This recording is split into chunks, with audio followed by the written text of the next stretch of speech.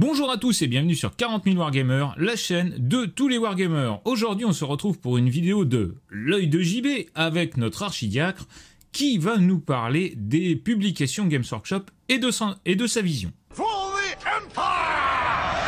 Alors maître JB, bonjour, comment vas-tu d'abord? Ça va bien. Alors, un peu chaudement. Un peu chaudement, c'est vrai. Tu vas nous parler donc des sorties qui ont été récentes chez Games Workshop, à savoir l'Arcane Journal de Cathay et les publications autour du guide des tournois. Une double sortie donc, une triple sortie même si on considère les errata, la fac bimensuelle et ainsi de suite. Ce n'est pas anodin. Qu'est-ce que tu peux nous dire là-dessus? Alors, oui, avec la fac biannuelle, ça fera une triple sortie, effectivement, a priori, puisqu'elle est annoncée en même temps que le guide d'enjeux égal. Eh ben, je peux dire que c'est même complètement inhabituel, parce que du coup, en gros, on a sur un bon mois, donc fin mai jusqu'à début juillet, on a 3 arcanes journaux qui sortent et un bouquin en papier qui sort en plus, et les FAQ et errata qui sont quand même assez rares puisqu'elles sont au nombre de 2 par an. Ça fait beaucoup de choses d'un coup et moi je trouve que ça fait un virage marquant, on va dire, dans la ligne éditoriale de Games Workshop sur ce jeu-là. Je sens, je dois pas être le seul, qu'il y a quand même un changement de rythme et peut-être un changement de traitement sur le jeu. Qu'est-ce que tu veux dire par là? Un changement. Alors, un changement de rythme, je le comprends, un changement de traitement. Développez, cher ami, développez. La parole est à JB, allez jusqu'au bout, je vous en prie. Eh ben, le changement de rythme, ok, bon, c'est clair. Ça... Déjà, je pense que tout le monde a été... Alors, le changement de rythme, ouais, tu dis c'est clair, oui et non, parce qu'effectivement, il y a eu une accélération. On avait l'impression que là, il fallait qu'il finisse, là. Allez. Oui, tu as raison. On a l'impression d'être dans The End Times, tu sais. Ouais, il faut vite tout plier. Alors, ça peut vouloir dire du tout bon ou du tout mauvais, parce que faut vite tout plier, ça peut être liquidation avant machin, ou ça peut être tout l'inverse, c'est-à-dire, justement, ça va permettre d'enclencher sur un autre système de campagne et autres. Qu'est-ce que tu en penses de ce côté-là, toi? Moi, j'étais surpris déjà de la double annonce de 2 arcanes journaux en même temps, pour les elfes Sylvains et Braillard Humbet.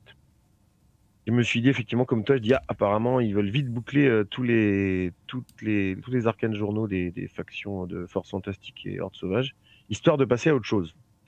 Et effectivement, quelques semaines après, boum, on voit très bien que l'autre chose est enclenchée. C'est-à-dire que, des termes un peu chers aux communications actuelles, mais on a l'impression qu'on a fini la fin. On a fini la vague 1, ça c'est sûr. On rentre dans une vague 2, où on n'a pas beaucoup d'infos sur ce qui va se passer. Donc la vague 2 commence par une nouvelle armée. Donc comme beaucoup de gens l'ont remarqué depuis les Royaumes Morgues de la V6, donc au milieu des années 2000, on n'avait pas eu de faction inédite. Ça déjà en soi c'est un peu une surprise parce que je pense que déjà il y avait une communication sur un canal Facebook officiel en disant que Kislev et Cathay c'était pas du tout prévu pour l'instant. Donc moi, en tout cas, ça a été le Comintern. Ils ont menti de A à Z. Alors, quand ils étaient, même il y a 2 ans, quand ils ont fait leur espèce de réunion là, à Atlanta ou je sais pas où, là, lors d'un gros raout, où ils étaient dans une toute petite pièce, tout le monde gueulait. Enfin, bon, bref, je me souviens de ce truc-là, parce que même ça avait été relayé, quoi. Enfin, voilà, ils avaient dit oui, mais non, mais oui, mais non, mais non, mais oui. Alors, moi, j'ai une autre théorie, un petit peu, c'est que j'ai l'impression ils se sont dépêchés. Là, on sait que c'est une branche qui est différente de la branche des Core Games. J'ai l'impression qu'ils se sont dépêchés de faire les sorties. Ils ont dû avoir une fenêtre de tir en disant là on peut y aller. Donc ils ont tout sorti à fond pour pouvoir passer Cathay en force. Et ce qui, sur la hype du jeu, parce qu'on va pas se mentir, par contre The Old World c'est quand même un jeu qui marche très bien, de se dire comme ça on va pouvoir passer Kislev à la suite et ainsi de suite. J'ai l'impression qu'ils se sont dit on va pas se faire avoir comme la dernière fois, avoir bossé dans le ZEF pour que ça sorte en X années. Ouais, tout à fait, ou comment dirais-je, en imprimé, parce que bon on sait que les Legacy en fait ils devaient être dans un bouquin au départ, les Legacy ils ont été écrits pour être dans un livre, ils n'étaient pas écrits pour être comme ça sur le côté, quoi. Donc j'ai l'impression que là ils se disent les chiffres sont bons, on a porte ouverte. Et il y a des jeux qui marchent un petit peu moins bien chez Games ces derniers temps. On nous laisse une fenêtre de tir, on fonce quoi. Ils ont mis le pied dans la porte pendant que les mecs sont en vacances et là, blam, blam, blam, blam, ils sortent tout ce qu'ils peuvent, quoi, tu vois. Ouais, c'est marrant. Ouais. En fait, voilà, on est obligé de. Chacun va y aller de son ressenti pour cette théorie. Moi, je vais développer après, mais je me demande si on n'est pas sur quasiment un changement de statut pour le jeu. Non, effectivement, être du tout à la hauteur commerciale des jeux locomotives chez Games. Mais tu penses qu'il y a une fenêtre de sortie? Bon, déjà, est-ce qu'ils ont menti ou est-ce qu'ils ont changé d'avis? Je sais pas trop. Alors l'annonce en disant qu'il n'y aurait jamais KT, ça c'est sûr que c'est du mensonge parce que les armées sont préparées très longtemps à l'avance. Oui, mais ce que je veux dire, c'est est-ce que c'est pas... tu sais, des fois, alors toi, tu n'as peut-être pas connu ça parce que tu viens d'un autre monde, mais dans le monde de l'entreprise, en fait, dans les réunions de direction, parfois, il y a la fausse annonce, en fait, qui n'est pas dans le planning, qui est lancée par un directeur de service ou autre, ou par un chef de projet, soit pour forcer le fait que ça existe, c'est-à-dire, je l'ai dit, oui. je l'ai dit, donc je l'ai dit devant le directeur, donc maintenant c'est fait, donc maintenant il n'y a plus qu'à le faire, même si j'ai dit que c'était fait mais que c'est pas fait. Et à l'inverse, il y a des gens qui veulent saboter des projets, qui vous disent « Ah non, mais ça n'aura jamais lieu de toute façon ». Et ça, moi, personnellement, sur le plan personnel, je l'ai vu. Et même c'est assez étonnant. C'est-à-dire, c'est les yeux dans les yeux, je le conteste, quoi. C'est clair. Et... Je sais pas s'il y a. Enfin bon, faut pas se leurrer, il y a quand même de la stratégie dans la communication. Après, quand je vois le ton des interviews des concepteurs et puis des choses qui sont lâchées, même à l'intérieur. Il y a effectivement de toute façon une relecture. À l'époque, peut-être qu'il est à la retraite maintenant, mais il y avait même quelqu'un, Alan Meret, qui était chargé de tout relire pour voir si tout était bien dans l'esprit. Ouais, alors leur relecture, quand tu vois qu'ils sont capables de dire que le truc va être en édition limitée et machin. Alors, moi, je veux bien qu'il y ait des relectures, mais je pense qu'il y en a quand même de moins en moins. D'ailleurs, c'est marrant parce que ça prouve peut-être que cet article, il a été sorti. Enfin, en tous les cas, cette sortie, elle a peut-être été précipitée apparemment, même au niveau du service de com, parce qu'ils ont quand même écrit un truc. Puis pas un truc anodin au niveau commercial, quoi. Ça a mis tout le monde en PLS. Les mecs qui se mettent sur les starting blocks. D'ailleurs, je signale que en quelques minutes ou secondes, la version française du livre de Grand KT a été indisponible. Tout à fait. Sur le site de Games Workshop. Donc, il va y avoir une réimpression. Mais bon, voilà. C'est que le fait d'avoir des quantités limitées, on se demandait si c'était une technique ou pas. Je sais pas trop. Moi, je suis pas du tout les sorties des autres jeux. Donc, je sais pas si c'est des choses habituelles que les VF soient disponibles tout de suite ou si c'est effectivement pour du succès. Ouais, tu parlais du succès du jeu. On a déjà eu ces discussions ensemble, mais je crois que les gens qui s'amusent à analyser les rapports financiers de Games Workshop, ils me disent en général qu'on voit pas un découpage par jeu. Voilà, donc on peut. Non, le succès du jeu, on l'a. En fait, on le sait d'abord sur le terrain. On le sait par aussi l'international, parce que aujourd'hui on arrive à avoir les informations internationales, c'est-à-dire simplement ce qui se passe en Angleterre. En fait, je veux dire, si tu veux savoir si un jeu il a du succès, en gros tu regardes les ventes de Wayland. Hein. C'est aussi simple que ça. Je veux dire, tu regardes, si tu arrives à avoir certaines informations à ce niveau-là, tu sais si le jeu a du succès, tout simplement. Au-delà de Games Workshop et au-delà du fait que on sent qu'il est pas forcément mis en avant, notamment dans les magasins ou ainsi de suite. Voilà. Oui, après, ou dans le White Dwarf, ou sur Warhammer Plus. C'est ça, tout à fait. Non, c'est pas un core games, c'est clair. Je pense qu'il y a encore des gens qui veulent préserver le fait que il y a un doublon avec AOS, même si on veut pas qu'il existe. Il existe. D'ailleurs, il existe que dans la tête de ceux qui, parce que pour moi, il existe absolument pas ce doublon-là. C'est deux jeux complètement différents, mais qui n'ont absolument rien à voir. C'est-à-dire que c'est un petit peu le complexe des dames et des échecs. Tout le monde pense que c'est la même chose, alors qu'il n'y a pas un jeu plus écarté, si ce n'est le terrain avec un damier, et encore c'est pas le même. C'est pas le même. Donc voilà, il y a autant de différences entre le jeu de Go et les échecs qu'entre les dames et les échecs. Donc je vois pas tellement. Enfin bref. C'est très bien. Du coup, tu es passé au deuxième point, parce que sur le rythme, tout le monde aura compris que il y a eu un changement de rythme et une accélération. Et sur le deuxième truc, sur le fond, effectivement. Non, c'est pas un core games pour plein de raisons. Je pense que nombre de pratiquants, mise en avant, c'est vrai, parce que l'autre jour, quelqu'un me demandait, là, dans l'équipe de traduction communautaire, s'il y avait eu des choses sur Warhammer Plus, sur The Old World, et il y a eu un rapport de bataille à la sortie du jeu ou juste avant. Oui, plein de Et puis c'est fautes, tout. plein d'erreurs. Voilà, bah là, ça n'avait jamais été joué. Et, et c'est tout. Et dans le White Dwarf, je crois qu'il n'y a rien, si je ne m'abuse. Non, il n'y a rien, et on peut même aller plus loin que ça, parce que si tu vas dans un magasin ou un Games Workshop en France, eh ben, il n'y a pas grand-chose. Il y a quelques boîtes, mais... Il y a quelques boîtes dans le fond. On sent que c'est... Alors, on sait qu'il y a eu même, à une époque de la sortie de la OSV4, une demande comme quoi il fallait que ce soit vraiment mis dans le fond, voire même mort, ce serait mieux. Dans le placard. Ouais. Voilà. Notamment en Italie. Je ne sais pas ce qui s'est passé en France, mais bon, voilà. Et et c'est assez des fois étonnant. Moi, je suis allé récemment dans une grande ville de l'ouest de la France où dans le Games Workshop local, il n'y avait pas de The Old World, quasiment pas. Et dans le magasin, un magasin de figurines assez important au centre-ville, il y avait plein de The Old World et ça jouait sur les tables de The Old World. Un magasin indépendant. Tout à fait. Donc, si tu veux, accessoirement, dans le magasin Games, il n'y avait pas grand monde. Et dans le magasin en question, c'était un samedi, je crois, ou un vendredi. Et dans le magasin en question, c'était plein de monde. Donc, bon, après, chacun voit midi à sa porte. Voilà.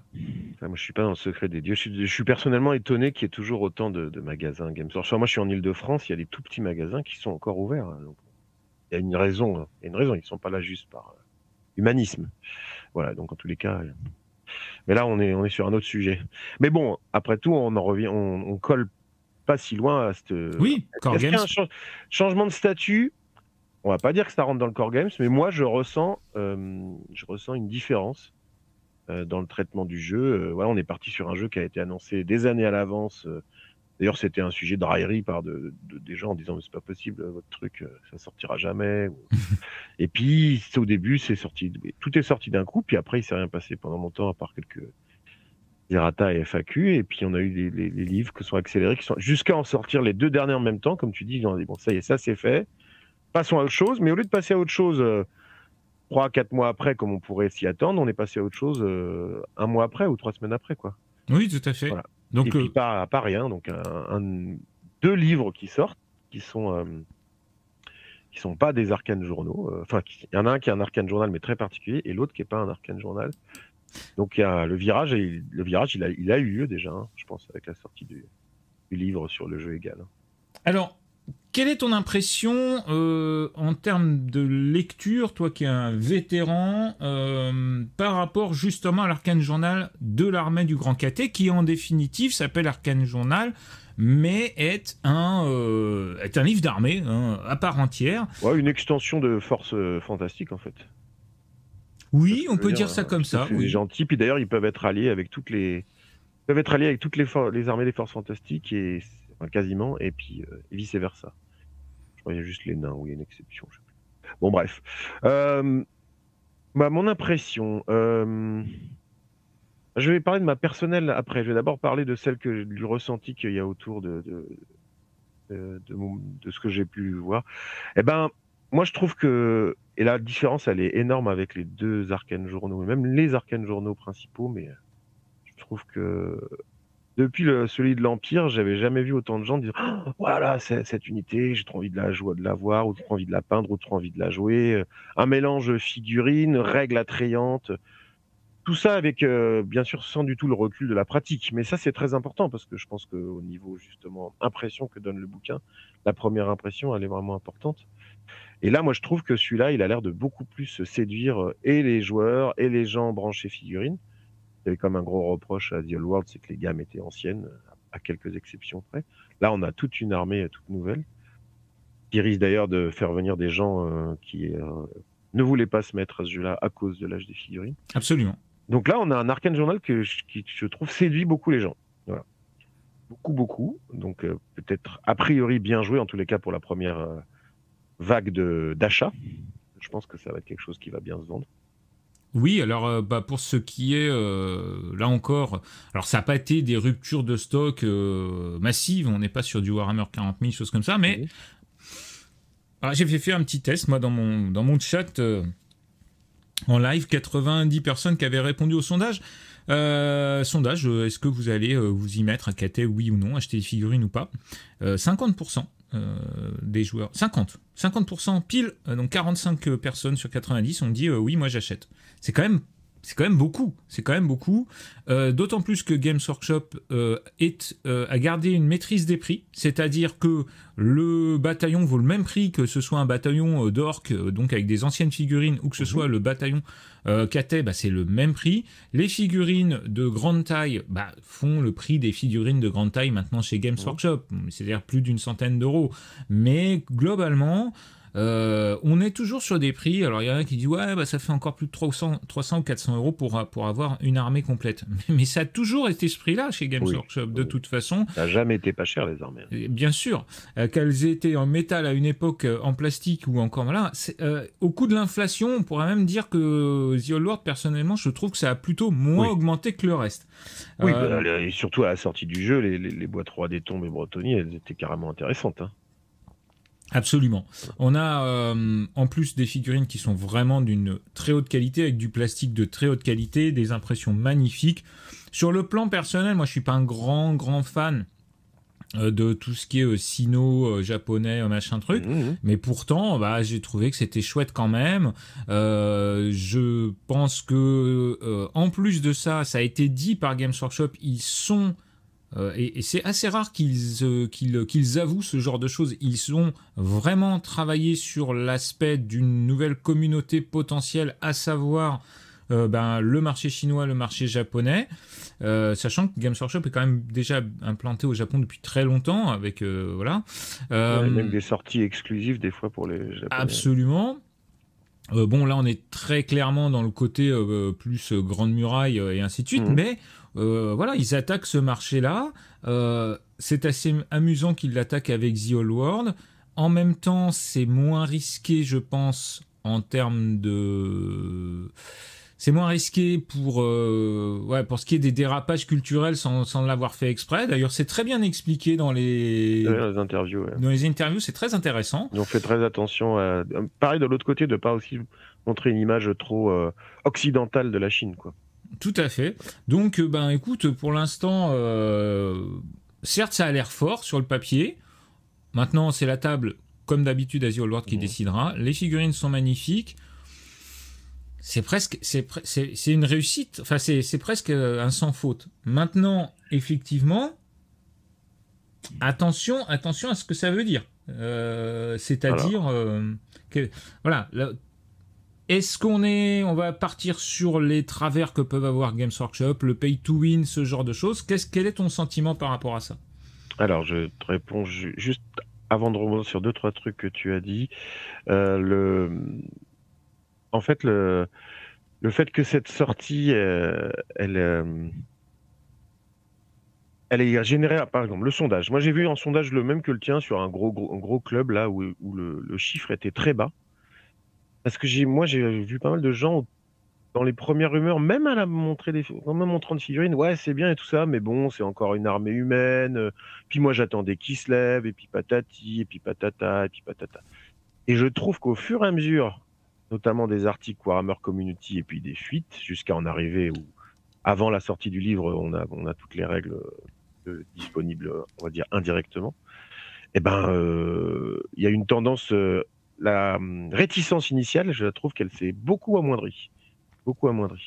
Donc effectivement, sur ce côté-là, on va vers le sans faute, c'est-à-dire que même un public que j'avais vu un peu genre oui, ok, mais c'est pas pour moi, c'est pas mon trip. Mais quand même, finalement. Voilà, tu vois ce que je veux dire? Les figurines sont quand même chouettes. Ah ouais, mais dis donc, les règles, c'est chouette, c'est intéressant. Voilà. Et tout à l'heure, je parlais de l'impression que j'avais pas vue depuis la sortie de l'Empire. Effectivement, moi, on va pas trop du tout rentrer dans les détails des unités et tout. On va parler un peu en global, mais la sortie des hommes bêtes et des hauts elfes, par exemple, pardon, des elfes sylvains. Les hauts elfes aussi d'ailleurs. Mais surtout les deux derniers, moi j'ai vu moins de gens qui retourner leur veste, je dis pas, mais qui quand même se disent ah ouais, quand même, j'ai vu les règles, j'ai vu les figues, quand même, finalement cette armée-là. Moi je trouve que là, ils ont un petit peu mis le parpaing sur l'accélérateur pour utiliser leur savoir-faire aussi, en matière de donner envie. Hein. Voilà. Ah oui, alors exactement, ça donne envie de jouer toutes les unités ou presque. Ça, c'est ce qu'il y a dans le conducteur que nous avons fait tous les deux. Il n'y en a pas beaucoup.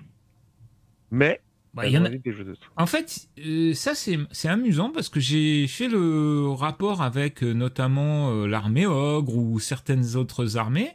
Mais il n'y en a pas beaucoup de toute façon dans les armées. C'est-à-dire que si tu enlèves le fait des options, est-ce que celui-ci a une lance, est-ce que celui-ci a une arme de base, est-ce que celui-ci a un bouclier, oui, d'accord, je parle des entrées au sens... Et la plupart des armées n'en ont pas beaucoup. Hein. Ouais, d'accord. Bah, écoute, moi j'ai pas regardé le jeu.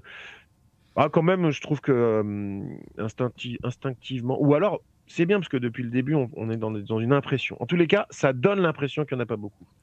Déjà, ça a été annoncé dès la sortie en disant oui, là, c'est juste le premier contingent d'explorateurs, enfin de gens qui viennent filer un coup de main dans le vieux monde et tout.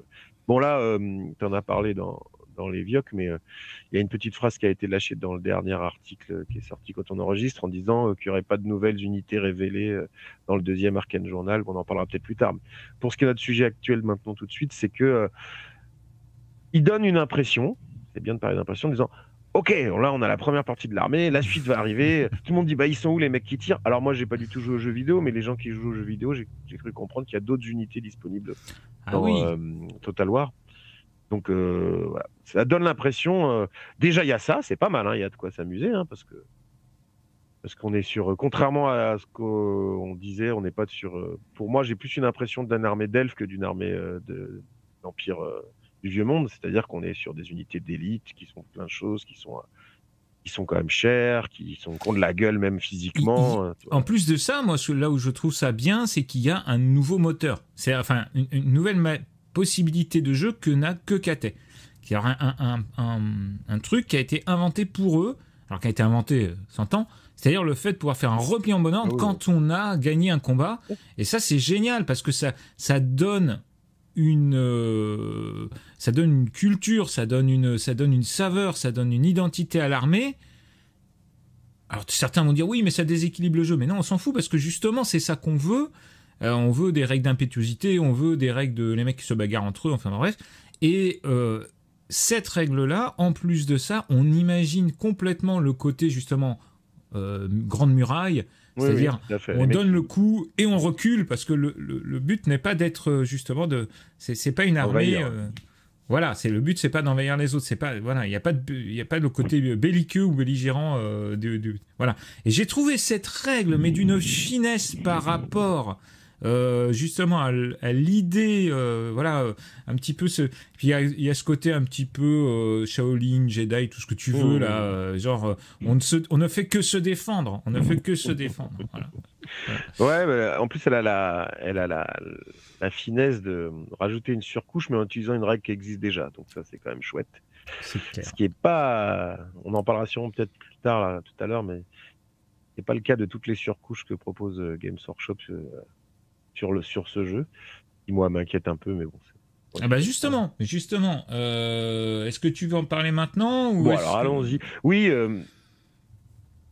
je vais clôturer aussi la différence entre les autres arcanes journaux en disant par exemple, ça faisait un moment, je crois depuis le chariot de guerre de l'Empire ou alors depuis le rejeton gigantesque du chaos où on n'a pas une figurine où tout le monde dit, quand je parle de la montgolfière qui ressemble à une lampe du Nouvel An, là, c'est quoi son nom? La lanterne, tout simplement. Ah, la lanterne, là, voilà. Bon, bref, en tous les cas, tout le monde dit « Ah, c'est super, mais c'est vraiment pas assez cher en points. » tu vois. Donc là, il y a une unanimité qu'on n'avait pas eu depuis longtemps, qui en général, finalement, motive à l'achat et au jeu de ce truc-là. Bon. Ouais. Là, de toute façon, il faut quand même, on l'a peut-être pas dit, tu l'as dit au début, mais on parle d'une armée qu'on n'a jamais vu jouer sur les tables. Donc tout ce qu'on dit, c'est à vérifier. Oui, tout à fait. On a vu aussi, depuis que le jeu est sorti, que il avait une grande capacité à se réinventer en ce qui concerne la méta, une grande capacité à s'adapter dans un corpus de règles et d'ailleurs ça prouve soit la maturité des joueurs, soit la qualité de l'écriture du jeu. C'est-à-dire une capacité à, au-delà des il faut sanctionner ça, c'est trop fort, machin, on s'aperçoit que non, en définitive, on a trouvé une solution. Alors, il y a quelques trucs pour lesquels je trouve, personnellement, notamment les vortex, où la solution, elle n'est pas encore trouvée. Parce que se prémunir d'un pilier de flamme, ça, j'ai pas encore trouvé comment c'était possible.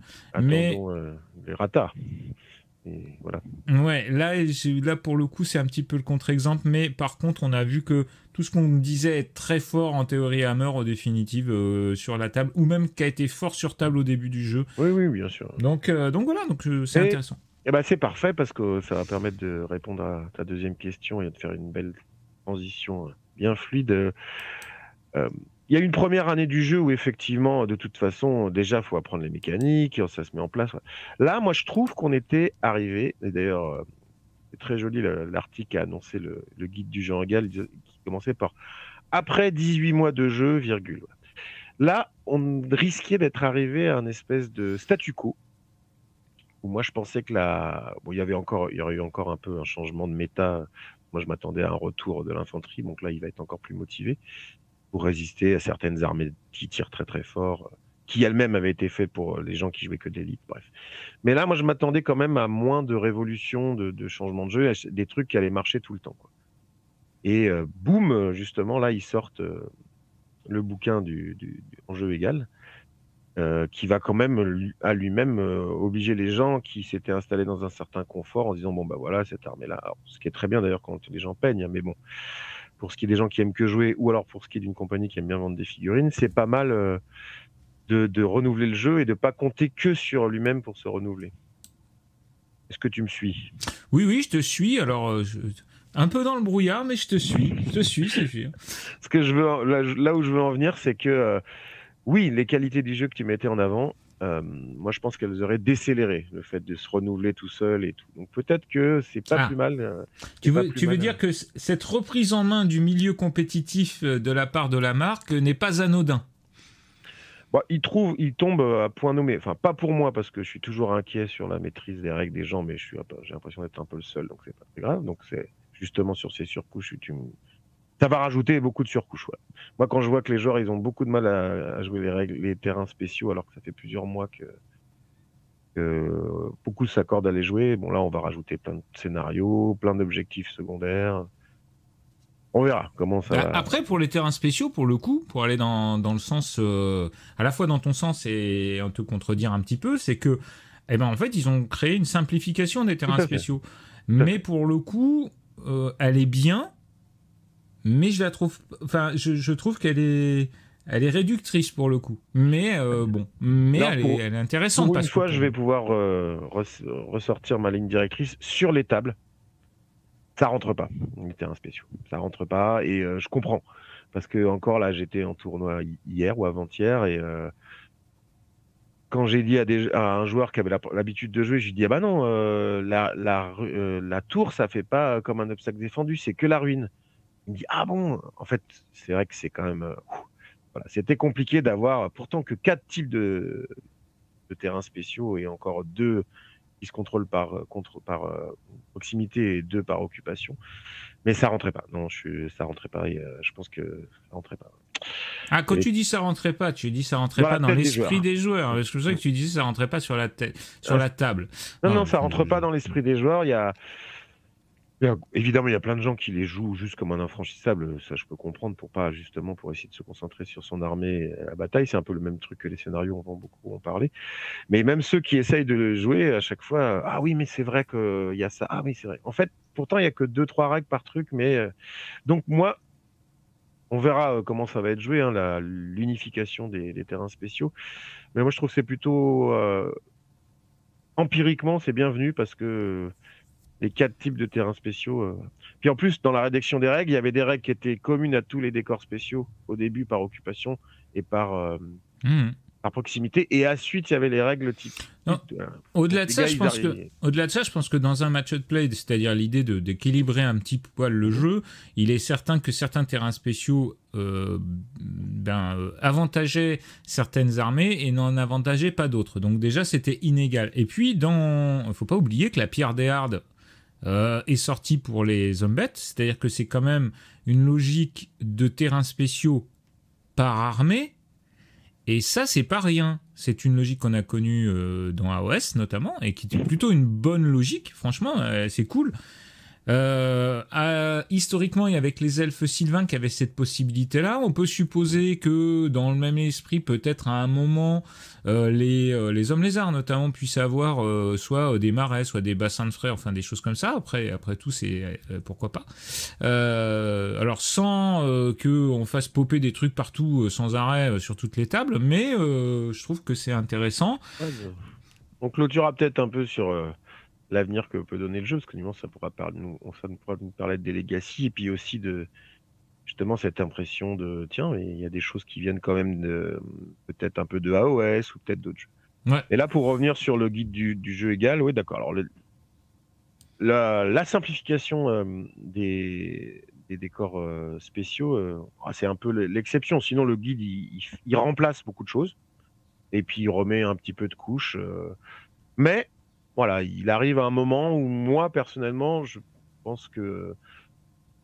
D'ailleurs, j'aime bien le terme de jeu égal, même si c'est marrant parce que c'est traduit naturellement par les gens comme par tournoi, mais la seule mention du jeu égal dans le livre de règles VF, c'est bien... Enfin, de Match at Play, tout jeu égal. Donc, ça inclut aussi les gens qui font des parties à la maison et qui ont envie qu'elles soient équilibrées, quoi. Oui, tout Pas à fait. forcément en tournoi. Voilà, je pense qu'on pouvait arriver à... On pouvait s'approcher à pas une stabilité, mais en tous les cas, voilà, c'est bien ce que je disais tout à l'heure. Il y avait des trucs qu'on était sûr que ça allait marcher avec les 6 scénarios du bouquin, un peu moins avec les scénarios, certains des scénarios qui avaient été sortis au moment du livre aux elfes, là, parce qu'effectivement, ils commençaient à prendre d'autres lignes. Alors justement, les scénarios de ce match de play, qu'est-ce que t'en penses? Qu'est-ce que toi, là, comme ça, alors tu nous as dit qu'il y avait dans la rédaction quelque chose qui t'avait un petit peu surpris, enfin voilà, un ressenti par rapport à ça. Donc ma question est double, c'est-à-dire ce ressenti-là par rapport à Games, est-ce que tu as l'impression d'avoir l'épaule des créateurs, la tête des créateurs sur ton épaule quand tu joues? Et est-ce que justement ça se ressent dans les scénarios? Qu'est-ce que tu penses des scénarios qu'il y a dedans? Voilà, globalement. Si tu parles de la reprise en main du jeu compétitif, c'est ça quand tu parles d'avoir les créateurs sur l'épaule? Ouais, c'est ça, ouais. Quelque part. Bah alors, avant de parler des scénarios, effectivement, sortir un livre comme ça, ce qui est inédit pour les socles carrés, ce qui est apparemment assez commun pour les socles ronds et qui a même existé donc pour le Seigneur des Anneaux. Voilà, on n'a jamais eu, du fait de la disparition du socle carré pendant 15 ans, c'est ça, ou dans 10 ans, on n'a jamais eu Games Workshop qui venait s'immiscer comme ça dans voilà comment faut jouer pour que ça soit équilibré, y compris dans les événements, comment ça se passe en événement.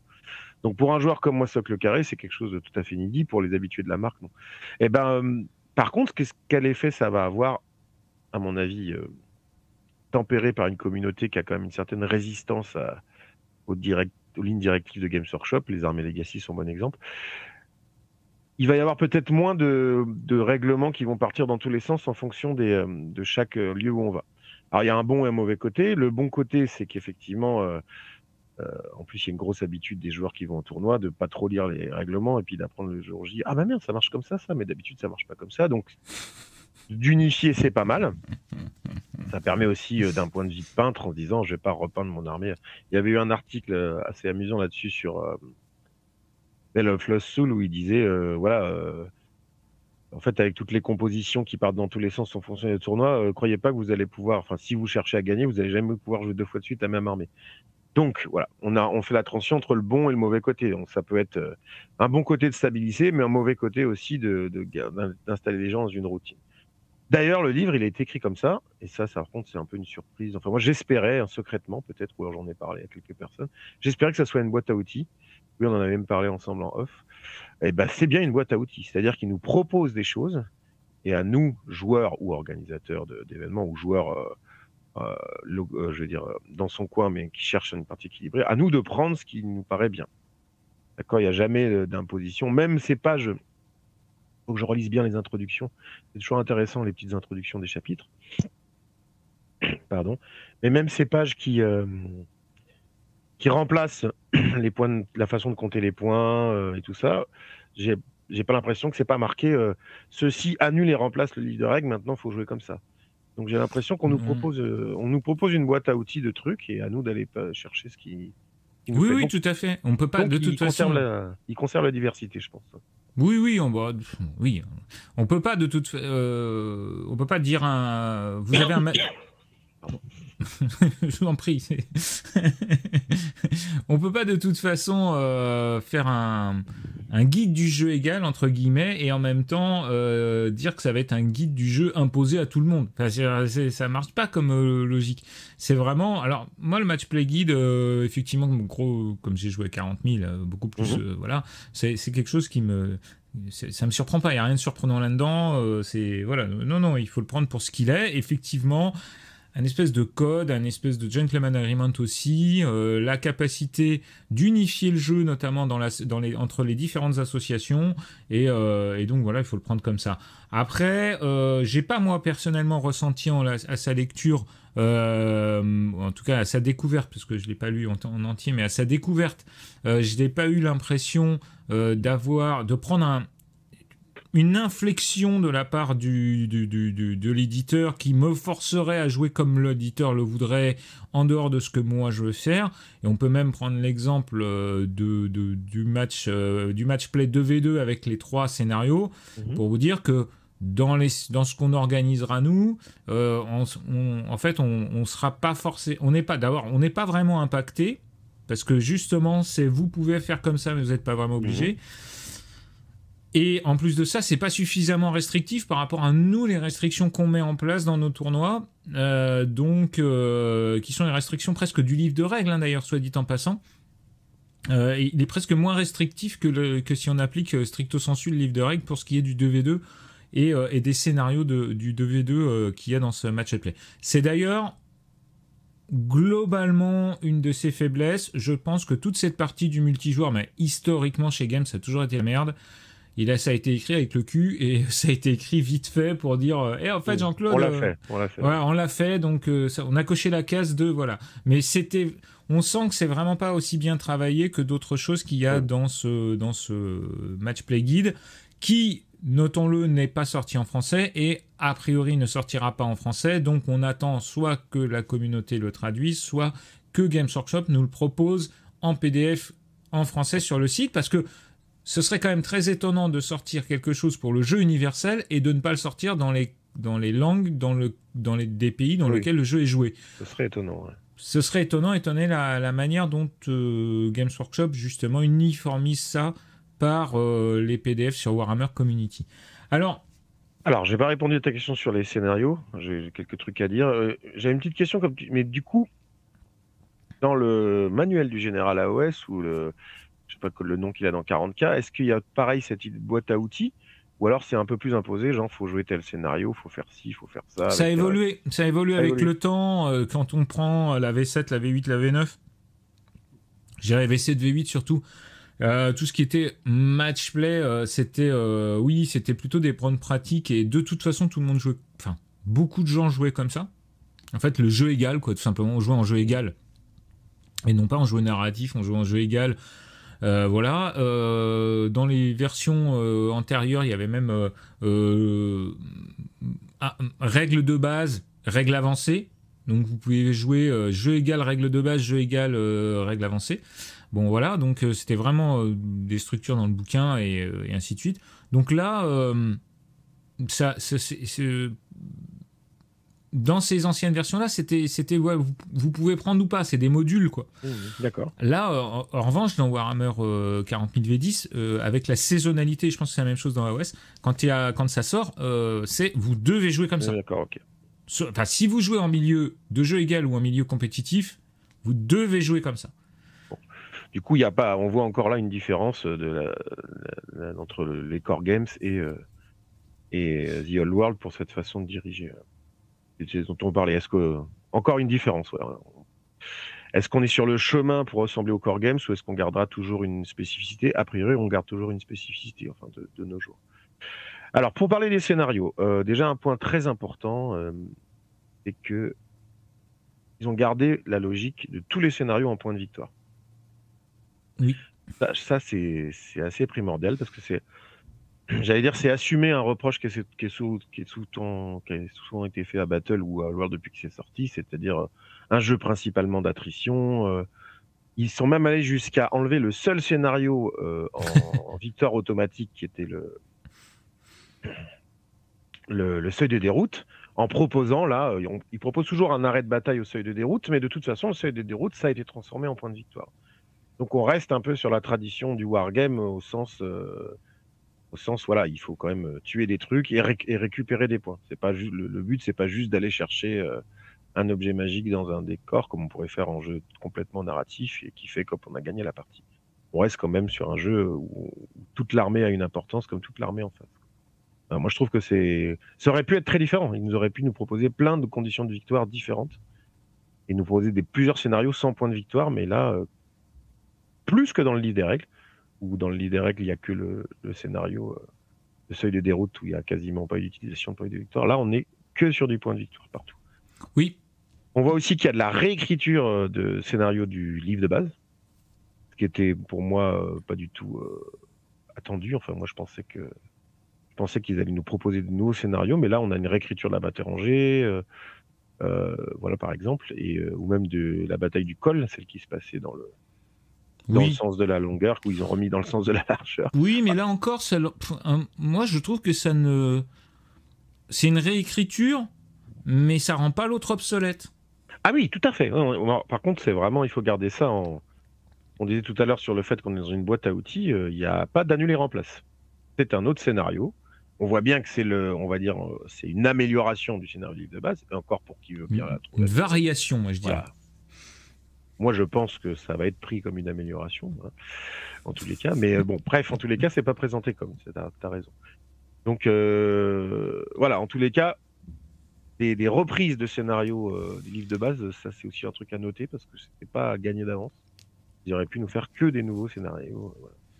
Sachant que tous les scénarios qu'on a eus avant, dans les guides, dans les arcanes journaux, ils avaient quand même une vocation plus narrative. Déjà, ils parlaient d'une histoire claire. Il y avait souvent un attaquant, un défenseur avec souvent des armées même imposées. Ils disaient, vous pouvez utiliser, si vous voulez, d'autres armées pour jouer ces batailles-là. Mais à l'origine, c'est quand même la bataille de telle Hard Dumbet contre oui, bien sûr. telle Force Elfe Sylvain. Là, on est vraiment retourné comme dans le livre de base, dans du scénario générique avec une volonté de proposer du jeu égal. Après, pour le fond même du scénario, c'est assez surprenant aussi. Là encore, bonne et mauvaise surprise, enfin bonne ou mauvaise chose, on verra bien. Cette histoire d'objectifs secondaires qui sont imposés pour certains scénarios, mais pas pour tous en fait. Enfin, certains objectifs secondaires font partie du scénario, ils sont vraiment dans la logique. C'est un peu comme j'allais dire, c'est le 90 scénario du livre de base. Oui, là, c'est comme si dans le scénario commandement et contrôle du livre de base, le décor spécial central, il a été écrit dans le corps du scénario dans le livre de base. Et là, maintenant, il va exister pareil dans ces nouvelles façons d'écrire les scénarios, en objectif secondaire obligatoire. D'accord. Par contre, on a plein d'objectifs secondaires optionnels. Et là, on va voir ce que ça va donner comme bon ou mauvais côté à terme, en fait. Hein, parce que ça peut être soit un truc de plus à se souvenir qu'on risque d'oublier, soit, finalement, c'est jamais le même scénario, parce que quand je joue contre tel pote, il veut pas jouer d'objectif secondaire, contre celui-là, il veut absolument jouer, celui-là, il aime pas celui-là, dans telle manifestation, il faudra jouer ça, dans tel club...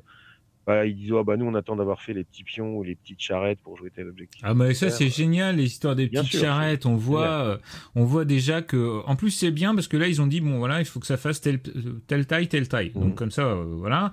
Mais on voit déjà popper, des conversions de partout à l'heure de l'impression 3D, voilà. Et puis ça va être l'occasion aussi de recycler des vieilles figurines V2 en métal qu'on jouait plus trop. Je pense à des carrosses noires, à des charrettes macabres ou des choses comme ça qui étaient vraiment trop petites maintenant ou machin. Je pense que pour les Skaven, il y aura aussi des trucs à faire. C'est l'occasion aussi de jouer le roleplay. Tu sais que tu joues contre ton copain qui joue nain habituellement. Tu vas mettre un truc tiré par des nains qui sont par exemple devenus des esclaves de je ne sais quel art de Skaven ou autre, ou de gobelins. Enfin bon bref. Non, il y a plein de choses qui vont se produire et qui vont se faire. Et ça c'est vraiment cool parce que c'est dans l'ADN de ce jeu et de cette communauté qui aime comme ça ce genre de petit clin d'œil. Il n'y a pas besoin que ce soit trop ostentatoire, il n'y a pas besoin que ce soit Walt Disneyesque, il n'y a pas besoin que ce soit comme les nouveaux Star Wars, qu'on martèle le truc, tu vois. Ben oui, mais vous n'avez pas compris? Non, bon, bref.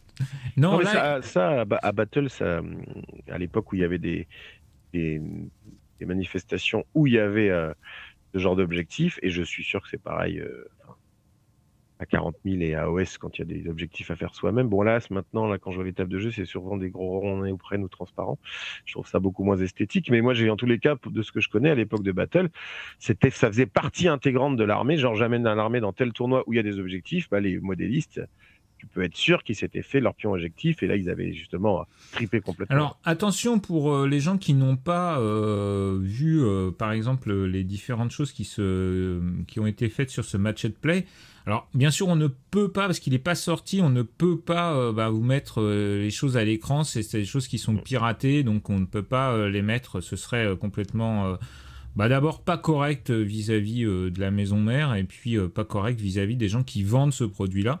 Mais il y a un système d'objectifs effectivement un peu à la OS et à la 40 000 V10 ou V9, V8, V9, V10, c'est-à-dire effectivement des ronds, mais vous avez aussi parce que peut-être des gens n'ont pas compris, vous avez aussi ce qu'on avait avant, alors qu'on appelait, il y avait la chasse au bébé phoque, enfin c'était pas la chasse d'ailleurs, ça s'appelait le scénario bébé phoque, ou bien la charrette de Bugman, qui était un des objets, c'était dans le col du crâne, tu pouvais la voir, la petite charrette là.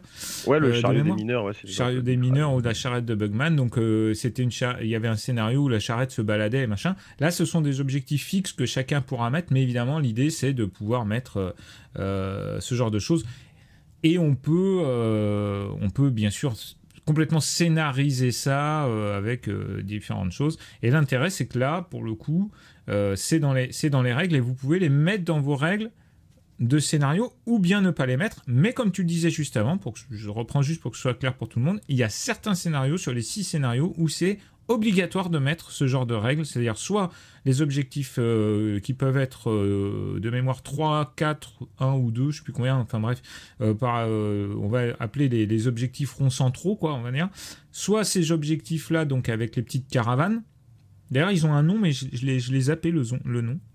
De la petite caravane ou des objectifs secondaires? Ouais, non, c'est ça, la petite caravane. Je sais plus comment ils les ont appelés. Baggage train. Voilà, c'est ça, les trains de, voilà, caravane, quoi, ouais, effectivement. Et vous avez aussi des objectifs cachés que vous pouvez aussi jouer des objectifs cachés. Donc, pour tous les gens qui ont connu la V6, tout ça, ça fleure bon les scénarios White Dwarf. Tout à fait. Et je me rappelle de certaines choses qui avaient été faites par Cavator justement, me semble-t-il. Voilà, c'est des choses qu'on connaît. Voilà, il y avait à l'époque de la V6, il y avait eu 2 livres qui avaient fait date et qui ne sont pas très connus des joueurs, parce qu'ils étaient faits par les Américains, mais il y avait un livre qui s'appelait Skirmish et un livre qui s'appelait le Warhammer Compendium, qui était sorti par Games Workshop US. Ouais. Alors déjà, ils avaient la bonne idée de montrer plein d'armées qui étaient du studio américain, enfin des gens qui travaillent chez Games américains, ça nous changeait toujours les mêmes photos. Et effectivement, c'était truffé de trucs comme ça, de petits détails de scénario. Il fallait passer un pont, il y avait un troll, donc ils nous encourageaient à peindre le troll pour qu'il sorte de l'eau. Enfin voilà, là on retrouve un peu l'ADN du jeu, c'est-à-dire que pour le côté gaming pur, c'est bien d'avoir aussi des objectifs, des choses à aller chercher. Mais pour le côté modélisme, c'est super de les matérialiser. Et puis on essaye de se faire rencontrer ces 2 joueurs, et y compris les gens qui ont des affinités avec les 2 côtés du jeu. Donc je trouve que c'est plutôt bien joué. Ouais. En fait, quand dans l'article Community qui parlait de ce jeu-là, il y avait juste le sommaire, et on est plusieurs. Quand on a vu objectif secondaire, on a eu peur, dit oula, j'espère que ça va pas être. Voilà, on avait peur de l'effet trop jeu de plateau, c'est-à-dire j'ai des cartes justement, ce que propose en option, j'ai des cartes cachées, et puis tout d'un coup, regardez, un peu à la risque, mon truc c'était de faire tel truc, boum, je le sors, j'ai gagné, tu pouvais pas savoir que c'était ça, donc tu peux pas pu m'empêcher. Voilà. Donc finalement, c'est plutôt rassurant, parce que c'est... Et tout ça, ils l'ont matérialisé en points, qui sont en plus des points d'armée que tu vas tuer, et c'est là où je trouve que c'est pas mal. Ils ont aussi recalculé le fait que quand une unité est à moins de 25%, tu gagnes 50% du prix de l'unité. Ils ont recalculé le fait que quand tu détruis des points de vie, des behemoths ou de personnages, tu gagnes des points quand même. Tu n'as plus besoin de tuer l'unité jusqu'au bout. Et ça, c'est vraiment pas mal parce que on se rendait compte que sur les tables, par exemple, bien souvent avec certaines armées, notamment certaines armées ogres, mais pas que, en fait, tu avais une capacité de rétention de points qui était énorme, ce qui faisait que tu pouvais créer un no-match si tu étais justement dans un milieu compétitif. Alors, dans le milieu casu, ça se faisait pas trop, parce que tu finissais tes parties, l'idée n'était pas de se planquer, puisque voilà. Mais dans un format campagne, ça se trouvait aussi, c'est-à-dire qu'il y avait des armées qui étaient vraiment difficiles, c'était difficile de tuer la dernière figurine d'une unité, et ce qui fait qu'elle faisait beaucoup de rétention de points, ce qui fait que tu marquais très peu de points contre ces unités, contre ces armées-là, et c'était très frustrant au final. Et là, avec la jonction de points de victoire par les scénarios, par les objectifs secondaires, par les objectifs cachés, par le fait que tu peux gagner plus de points plus facilement, eh bien ça rééquilibre. Et pour l'avoir testé pour vous, je peux vous dire qu'on a même des surprises avec ce seuil de déroute qui n'est plus, maintenant qui vous rapporte 500 points, et qui n'est plus un casus belli, quoi, qui n'est plus, voilà, vous avez gagné ou perdu. Tu sais, la dernière fois qu'on avait parlé des points de victoire ensemble, je t'avais dit que j'avais une chose que j'aime bien, moi, changer d'avis. J'avais changé d'avis en me disant que je trouvais ça ridicule, la victoire à 100 points. Donc que ce livre efface, puisqu'il retombe sur un tableau comme on est en V6, c'est-à-dire en fonction du nombre de points, du budget d'armée, la victoire est différente. Et puis après, il rajoute des paliers. J'en parlerai. Bon, parlons-en maintenant. Moi, je suis pas un grand fan du palier de victoire parce que pour moi, c'est la prime au massacre et voilà, du coup, faut aller humilier son adversaire jusqu'au bout pour essayer de marquer le plus de points et voilà. Bon, bref. Mais en tous les cas, revenons. Oui, j'avais trouvé la victoire à 100 points un peu ridicule et puis après, à force de pratiquer, quand j'ai vu comment c'était dur d'aller chercher les points de victoire, je m'étais dit finalement, c'est pas si mal. Donc là, on parle système qui est toujours possible, comme on dit, puisque ce guide du jeu égal n'est qu'une option. Ça, c'est vraiment important de le souligner. On ne force à rien. Maintenant, on se met dans la position, tiens, on va essayer ce nouveau système. Là, du coup, par exemple, il faut que je marque 200 points pour gagner. Et encore, c'est une petite victoire si je joue en dessous de 2000. Il faut que je marque 300 points si je joue à 2000. Voilà. On dit, il faut aller chercher plus de points. Finalement, il y avait un énorme risque à tout laisser en points de victoire, comme tu dis. C'est pour ça que j'ai bien souligné au début, en se disant, voilà, si on laisse tout en points de victoire et qu'on change les seuils de victoire et qu'il n'y a plus cette victoire qui soit facile, qui soit prenable même contre la rétention de points, bof. Moi, je disais souvent contre la rétention de points, un style de jeu qui d'ailleurs va être encore moins efficace maintenant puisqu'on nous encourage à gagner. Bon, bref. C'est que c'était, en tous les cas, en tournoi, c'est surtout utile en équipe pour bloquer une armée adverse, mais en individuel, quelqu'un qui va faire que de la rétention de points, il peut faire beaucoup de nuls et c'est pas intéressant pour se classer. Mais bon, ça propose des armées pas intéressantes. Là, ils ont tout mis sur les points de victoire, mais ils ont rajouté plein de trucs qui rapportent des points de victoire en plus, parce qu'on est loin du 100 points ou 50 points de l'objectif spécial, et c'est tout. C'est tout ce qu'on avait dans les règles de base. Là, on va avoir donc plein d'objectifs secondaires qui rajoutent des points de victoire, le seuil des déroutes qui rajoute des points de victoire, chaque scénario qui nous propose des choses qui rajoutent des points de victoire. Donc c'est vrai qu'on peut se permettre plus de changer. Et pour le comptage des points aussi, effectivement. Alors en fait, le seul truc qui a vraiment changé, c'est pour... Et évidemment, comme à chaque FAQ, c'est un petit truc qui grignote la toute-puissance des gros monstres dont on avait tellement peur au début du jeu, c'est qu'effectivement, les monstres, donc pas que les behemoths, même les créatures monstrueuses, vont nous rapporter des points, même si elles ne sont pas tombées à 0 point de vie. Ce qui est le gros changement dans le comptage de points de base. Oui, mais c'est bien, c'est bien. Pour moi, tout ça va dans le bon sens, dans le sens que c'est une proposition, voilà. Et puis, toi comme moi qui sommes des organisateurs de tournois ou d'événements, justement, ça nous donne une boîte à outils. Voilà, c'était attendu. Je trouve ça intéressant. Après, est-ce que ce sera comme pour le SDA, pour donc les jeux du Terre du Milieu, c'est-à-dire où, comme dans différents side games, en fait, il y a des méthodes de jeu qui seront conservé au-delà de ce que nous propose Games, ou est-ce que ça va être imposé? Enfin, ça va s'imposer, pour être plus précis. Ça va s'imposer. J'en reviens d'ailleurs sur le SDA pour dire que tout à l'heure, nous avons dit que le guide serait sans doute traduit en français. Je veux dire en PDF. Voilà. Je suis pas sûr que pour le SDA, il ait été traduit. Mais ça, c'est... Voilà. C'est peut-être une époque où SDA était déjà plus du tout traduit. Je sais pas quand est-ce Non, mais ils en ont ressorti un récemment, là. Ils en ont ressorti un il y a 2 mois. Enfin, la dernière édition, enfin les 2 dernières, depuis que ça s'appelle le jeu de stratégie de terre du milieu, il n'y a jamais eu de VF de livre de base, je crois. Tout à fait. Donc, tu as raison. Qui soit pas traduit. Ouais. Oui, et puis justement, quand tu parlais de différents modes de jeu qui vont peut-être perdurer, bon, ça, je te dis, il y a quand même une certaine, et je le redis, le fait de jouer les légendes, ça prouve bien qu'il y a quand même une certaine indépendance vis-à-vis de la marque chez les joueurs de Socle Carré, parce que faut voir aussi à cause du rythme de sortie, et je reviens au début de cette vidéo où justement il s'est accéléré. Je pense que dans les core games, surtout 40 000 où j'ai plus de contacts, il y a un tel rythme de sortie que de toute façon, j'allais dire, les organisateurs, ils ont même moins besoin de rajouter leurs pattes sur leurs événements ou les joueurs dans leur groupe de jeu, parce que de toute façon, Games Workshop nous propose tout le temps des nouvelles choses. Donc ça fait beaucoup de choses à ingurgiter. Là, je pense que dans les socles carrés, on aura encore chaque club ou chaque groupe de jeu ou chaque manifestation aura encore sa spécificité. Oui. De par le fait de la boîte à outils et puis en plus des goûts personnels des gens, des joueurs ou des organisateurs. Ouais, mais l'intérêt, c'est que ça peut aussi légitimiser des choix. C'est-à-dire que si tu dis, bah, moi, je fais un tournoi ou je fais une rencontre amicale ou je fais une rencontre, bon, bref, et je mets des objectifs cachés, certains vont dire, oh, bah non, les objectifs cachés, j'aime pas ça, voilà, ou je vais mettre des objectifs secondaires, ah ouais, mais ouais, les objectifs secondaires, j'aime pas, voilà, ah oui, mais attends, c'est dans un bouquin, on a le droit de le mettre. Enfin, tu vois, ça coupe court aussi à certaines problématiques. Je pense aussi, par exemple, au terrain. Là, par exemple, il est dit que les terrains, c'est 6 décors. Dans la mise en place, il y a marqué 6 décors. Ça, c'était pas tout à fait clair. Enfin, je veux dire, historiquement, c'était toujours des trucs aléatoires. Là, ils mettent 6 décors. Dans Oddworld, c'est clair depuis le début, par contre. Mais bon. Oui, mais ça n'empêche pas que moi, je ferai rarement des tables avec que 6 décors.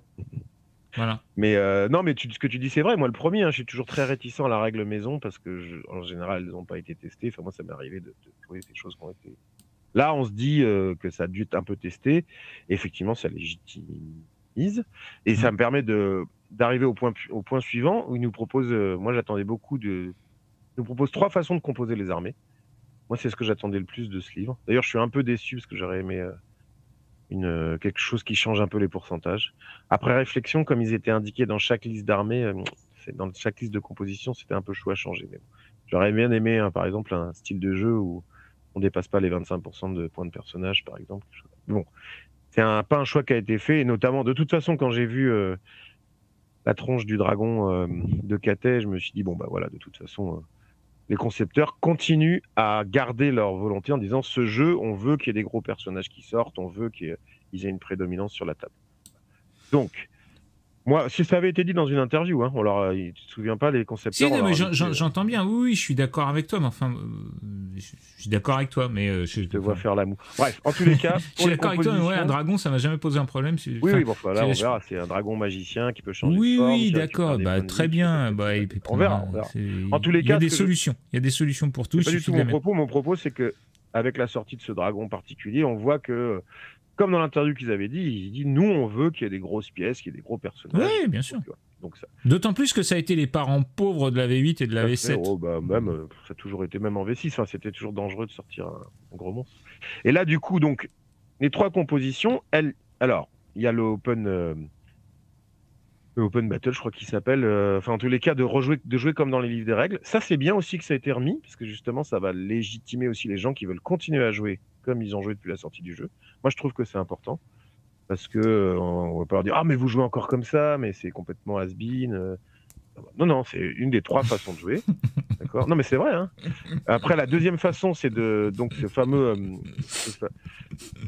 D'ailleurs, j'ouvre une parenthèse. C'est assez marrant parce que les 3 façons de jouer qu'ils proposent, c'est les 3 façons de jouer qui sont pratiquées dans les tournois du Warhammer World, puisque finalement le tournoi Throne of Skull, il n'y en a eu qu'un seul. Il y a eu plus de tournois dans le premier mode de jeu, et plus de tournois aussi dans le mode qui réduit un peu le spam d'unités. Donc là, en fait, ils ont mis sur le papier des choses qu'ils avaient testées dans les règlements, 3 choses, et ils les ont mis à niveau égal. Ça, je trouve ça bien. C'est-à-dire que faut pas jouer comme ça en tournoi, ou faut pas jouer comme si. Vous avez le choix entre 3 compositions. Je cherche désespérément leur nom, mais je ne les retrouve plus. Mais c'est pas grave. Voilà, Open War. Donc l'Open War, c'est jouer comme on a toujours joué. Moi, je trouve ça bien qu'il ait remis en disant, voilà, vous jouez comme c'est marqué. Alors, ils ont quand même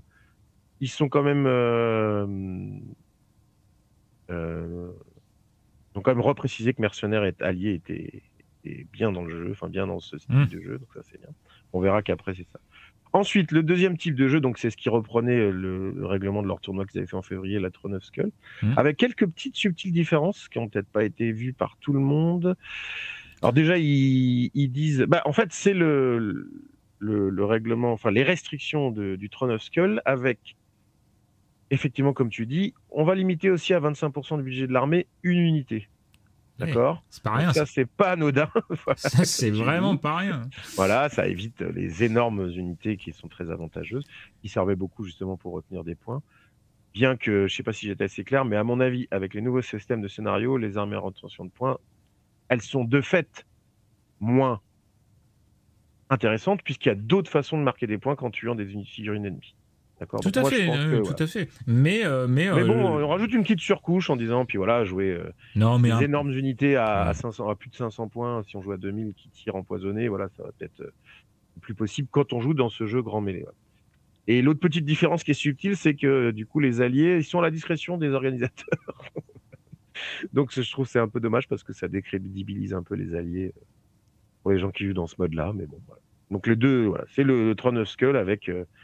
D'ailleurs, je sais même pas s'ils étaient autorisés les alliés au Throne of Skull en février, mais peu importe. Et le troisième mode de jeu, qui reflète ce qui s'est passé dans plus de tournois Warhammer World qu'au Throne of Skull, c'est-à-dire qu'ils reprennent des idées un peu à la 0.3, qui je crois est pas mal utilisé dans 40 000. C'est-à-dire on va limiter les entrées, voilà. C'est ce qui se passait dans leur tournoi en doublette ou leur tournoi solo aussi à 1250 au Warhammer World. Il y a eu plusieurs tournois où ils limitaient les unités à 0.3, enfin les entrées à 0.3. Donc le troisième mode de jeu qui s'appelle Combined Arms. Donc je traduis pas à la volée puisque j'espère qu'il va y avoir une traduction française officielle, donc ils mettront bien ce qu'ils voudront. Voilà, qui applique différents types de limitations. On peut pas jouer plus de tant de personnages pareils, plus de tant d'unités pareilles. Et puis on va vers les rares ou les mercenaires, on en a de moins en moins. Donc c'est pour éviter effectivement les répétitions des unités rentables qui sont pas perçu comme le principal problème du jeu actuellement, mais bon. Oui, cela dit, enfin, c'est pas le principal problème du jeu, mais ça peut le devenir. On se rend compte quand même que sur certaines tables, on retrouve de plus en plus d'unités de 1, de une figurine, et qui ont quand même des capacités assez fortes de nuisance quand elles sont toutes seules. Et dans un jeu qui voudrait avoir des objectifs secondaires, et bien sûr, ces unités-là prendraient de plus en plus de puissance. Et oui, tout à fait. Et en plus de ça, avec la capacité qu'elles ont de se balader, parce qu'elles sont souvent tirailleurs, donc elles n'ont pas de contrainte de mouvement. Elles payent les roues pas cher quand elles sont petites de toute façon. Ouais, tout à fait. Donc, c'est un jeu ça reste un jeu de bataillon. Il faut que ça le reste. Donc, quelque part, c'est très bien. Moi, quand on voit ces 3 compositions maintenant, on peut se dire, bon, la troisième, elle sera pratiquement pas jouée parce que les gens, ils spamment très peu de choses et tout ça. Bon, ça existe, mais bon. Moi, je pense que quand on va faire tourner les scénarios, où il y a souvent besoin d'une unité de base, d'infanterie, avec une certaine PU, si par exemple une liste de composition a une entrée d'armée très intéressante pour les prises d'objectifs dans les scénarios, peut-être que ça va être un retour du spam sous une autre forme, tu vois. Exactement. Et du coup, ça va redonner de l'intérêt à cette troisième façon de composer les armées là, qui s'appelle Arms, où effectivement, je dis n'importe quoi, mais par exemple, si ça devient super intéressant, tiens, je vais prendre l'unité qui était décriée, si ça devient super intéressant de jouer plein d'unités de 10 lanciers elfes noirs ou elfes, tu vois, parce que on s'aperçoit que dans certains scénarios, ça permet de scorer plein de points, grâce à cette composition. C'est marrant, j'ai vu un joueur vétéran là, donc dimanche, il me disait, dis donc, c'est quand même beaucoup parce que Parce que tu imagines, il y a plein de trucs à changer dans les armées. Je dis, mais tu sais, les 3 compositions, c'est une des 3, c'est pas forcément les 3 mélangées. Après, il y aura peut-être des gens qui vont piquer, prendre à droite à gauche certaines choses pour. Et comme tu disais tout à l'heure, ça sera beaucoup plus légitimé de se dire, bon, bah voilà, dans mon événement ou dans mon club, on joue pas plus de 25% pour une unité ou pour un personnage. Et en plus, on limite à 0,3, 0,4. Ça viendra des règles de composition, même si on les a un peu mélangées, c'est quand même un truc que nous propose Games Workshop. Tout à fait. Tout à fait, et c'est une bonne proposition. Est-ce qu'on a fait à peu près le tour de ce bouquin? Oui. On en a pas mal parlé. Ouais. Voilà. Et justement, je vais te lancer pour la conclusion de cette vidéo, plus dans la logique de l'avenir du jeu. Ouais. Oui, t'as venu ici, c'est-à-dire l'avenir, ce que tu penses toi, comment tu ressens l'avenir du jeu par rapport à cette ligne éditoriale que tu estimes être un virage. Oui. Explique-nous pourquoi tu dis que c'est un virage et ce que tu attends pour la suite. Ouais, alors on va reprendre des choses déjà dites, c'est-à-dire qu'on a une accélération des sorties qui est manifeste, surtout là sur à peine plus d'un mois. De toute façon, une accélération des sorties, une fin de vague 1, puisque ça a même été annoncé dans un article récemment, en disant « Ça y est, on a fini les arcanes journaux des forces fantastiques et des hordes sauvages, donc on va pouvoir... des hordes sauvages, pardon. On va pouvoir passer à autre chose. » Et du coup, moi je trouve qu'il y a un virage qui a été pris dans le jeu avec... On vous propose un livre qui n'est pas un arcane journal. Ça, c'est la première fois que ça arrive dans le World, un livre papier... édité qui n'est pas un arcane journal, c'est-à-dire quelque chose qui avait été dit au tout début du jeu, qui avait répété des fois un peu discrètement dans les interviews, c'est-à-dire que on se réserve le droit, même il y aura des choses différentes que juste des livres d'armée, pour appeler ce qu'ils sont à peu près, dans ce jeu-là. Donc beaucoup de gens attendaient des suppléments de campagne, notamment parce qu'on nous dit toujours que Old-World va aller jusqu'à Zavarkul et voilà. Rencontre avec Magnus Le Pieux, mais on voit que cette porte qui s'était laissée ouverte, ils vont pouvoir nous proposer des choses différentes d'un système qui était pourtant très installé à Battle, où on sortait le bouquin, les livres d'armée, quelques petits suppléments, par exemple des contextes de campagne, des choses comme ça, mais il y en avait assez peu. Là, on va voir ce qui va sortir. Donc, on est presque plus d'ailleurs, peut-être, dans une logique à la Necromunda. Peut-être. C'est bien parce que ça fait un peu le contre-pied d'une inquiétude que j'avais en disant est-ce qu'on va aller vers un système très core games avec les défauts qu'on connaît, qu'il faut quand même dire, c'est-à-dire des mises à jour plus fréquentes, des sorties plus fréquentes qui poussent plus à l'achat, souvent compulsif d'ailleurs, en disant moi je veux avoir l'armée du moment qui est bien, qui est forte, et on achète, et le jeu change souvent, et comme je disais tout à l'heure, il y a une telle... Moi, j'avais parlé récemment... Il y a un côté rouleau compresseur dans les core games. On a l'impression que tu es sur une vague et si tu vois, c'est que tu es dans un flow dès l'instant où tu es sur le périph'. Voilà. Dès que tu sors du périph', alors pour rentrer dans le truc, là, c'est très compliqué. Puis c'est un peu une aberration dans un jeu où... dans la pratique du jeu un peu qui est encore mise en offense par la marque, c'est-à-dire on fait son armée, on la collectionne, on la peint, on est content, on la joue. Voilà, normalement c'est un programme de plusieurs mois, on va dire, sauf pour les gens très rapides. Et puis merde, ça a déjà changé. Merde. Là c'est quand même une grande peur des joueurs de side games. Pour World, j'entends beaucoup de gens qui disent j'espère que le jeu va pas changer trop souvent, j'espère que le jeu va pas trop changer. Bien sûr. Voilà. Donc c'est une inquiétude qu'on pourrait avoir avec cette accélération de sortie, mais la discussion d'aujourd'hui peut être un peu rassurante en disant c'est la fin d'une vague 1. Ils proposent un bouquin, mais qu'avec de la boîte à outils en libre service. Donc ça veut dire que la sortie de ce livre n'empêche absolument pas de jouer comme on jouait avant la sortie de ce livre. Ça c'est quand même chouette pour les gens qui ont besoin d'une stabilité. Comme je sais qu'il y a des joueurs qui jouent par exemple à 40 000 qu'avec les index, qui disent ça sort trop vite les bouquins. On va jouer. Ouais, d'accord, mais aujourd'hui, on va pas parler de 40 000, c'est pas le sujet. Et, en fait, moi, c'est ce que j'ai voulu faire aussi par rapport à la V10, mais en fait, c'est... c'est pour un jeu ultra local. Ouais, c'est-à-dire qu'au bout d'un moment, il y a tes figurines, elles sont obsolètes. Enfin, c'est... Ouais. Non, mais c'est bien qu'on parle de 40 000, parce que moi, mon inquiétude, c'est est-ce que Games Workshop va appliquer sa méthode marketing, disons-le, Core Games, à ce jeu-là. Voilà. Et il y a certains signes et avant-coureurs récemment qui me faisaient un peu peur. Donc, accélération de sortie, reprise en main du jeu compétitif. Voilà. Là, je suis un peu rassuré, parce qu'effectivement, comme je te disais, le côté boîte à outils, et puis d'autres trucs. Et l'ouverture de porte, pour vraiment répondre à ta question sur l'avenir des jeux, il peut sentir bon des choses dont soupçonné depuis le début, comme cette histoire peut-être comme font les Arcana, c'est-à-dire une approche plus faire avancer l'histoire de Oddworld. Mais aussi, et ça je pense que tu l'as remarqué, on a quand même des mentions des armées de légende dans les publications officielles de Games Workshop. Tout à fait. Ça a commencé par dans un article de KT où on nous parle des hommes lézards. Les hommes lézards, enfin les Legacy, c'était un peu devenu comme les... mis à part l'article où ils en parlaient quand ils ont sorti, c'était devenu un peu comme les Skaven, quoi. Non, mais ça n'existe pas.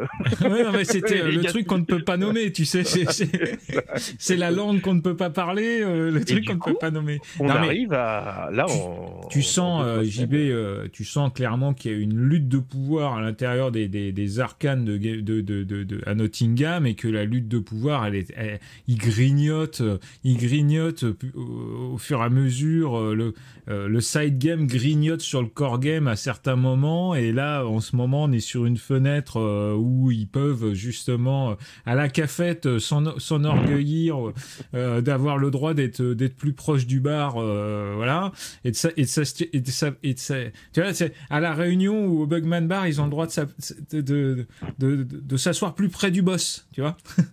Maintenant ils sont plus relayés à côté de la porte des chiottes, là ils ont le droit de, tu vois, et ça se sent clairement, ça se sent, et je pense, d'abord on sait que l'équipe a été étoffée, qu'on leur a donné des lignes de production supérieures, puisque bon bah voilà, il faut bien les produire, les figurines, et il faut sortir une nouvelle armée de A à Z de toute façon, donc. Tout à fait, et donc on sent, si tu veux, que dès qu'ils peuvent placer une petite pichenette sur les Legacy, ouais. Ils le font, et comme ça, de manière insidieuse, bon bah en parlant, soit sur Warhammer Community, soit à l'intérieur même de leur publication, voilà, ils parlent du Mordor sans le citer, donc, quelque part. Non, mais alors, on en revient à exactement la même comparaison qu'on avait fait au début, c'est est-ce que tout ça, c'est quand même contrôlé, dirigé, et avec l'aval d'un grand relecteur ou du big boss, ou alors justement, comme tu dis, tiens, on va placer un petit coup, parce que là, parlons de ce qui est pour les gens qui n'ont pas eu ou eu accès à tout ça. Il y a dans un article en disant que les dragons de la famille Dragon Empereur de Cathay, et on le voit d'ailleurs dans ces personnages magiciens aux caractéristiques très impressionnantes qu'il y a dans l'armée de Cathay, c'est quand même des magiciens les plus forts comme ils appellent ça, du monde de légende, encore plus que les Slans. Ah tiens, les qui? Les quoi? Je connais pas. Et d'ailleurs, ils reparlent dans cet article des hommes lézards juste derrière, c'est-à-dire qu'ils en parlent quasiment. Et voilà. Et là, carrément, on passe la vitesse de la seconde, et c'est pour ça que je me dis, non, c'est quand même pas juste des petites chinettes, on a carrément une règle du jeu qui lui donne la haine des démons, quoi. Des qui? Des quoi? Des démons, enfin, voilà. Donc, bon. Alors, évidemment, pour les gens, pour l'avenir du jeu, c'est quand même l'espoir de en disant, on veut une réhabilitation des armées Legacy pour entrer vraiment dans le jeu officiel. Ouais. De toute façon, c'est compliqué de faire avancer le lore à un moment sans faire rentrer les démons, sans faire rentrer les elfes noirs. Ils ont une implication tellement... Enfin, je veux dire, Malekith, il est tellement important, c'est tellement... il est aussi important que... Ça, quoi ça? Ah, Malérion, tu veux dire. Non, mais voilà, il est totalement central dans comment je cherchais c'est un pivot, en fait. C'est un moment où les choses, voilà, ça pivote toujours autour de ça, et s'il y a un truc qui va bien, en général, c'est grâce à lui que ça va commencer à aller mal.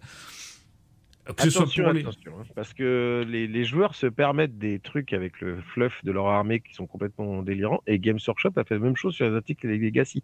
C'est-à-dire quelqu'un qui va jouer 18 Razorgore va dire ouais, mais tu comprends, ma hard, ils élèvent les Razorgore, alors là la barrière de l'élevage est cassée, ils sont tous sortis, enfin tu vois, on peut toujours tout expliquer. Là, quand ils avaient sorti l'article sur les Legacy, ils t'avaient dit oui, alors les contes vampires, ils viennent juste de se faire défoncés à Elfen, donc ils sont calmes. Les hommes lézards, ils sont occupés à autre chose. Les Skaven, ils préfèrent se cacher parce que c'est la guerre civile. Enfin voilà, j'ai l'impression tu peux toujours faire des pichenettes avec le lore. Bien sûr, mais quand tu fais avancer le lore, c'est compliqué. C'est-à-dire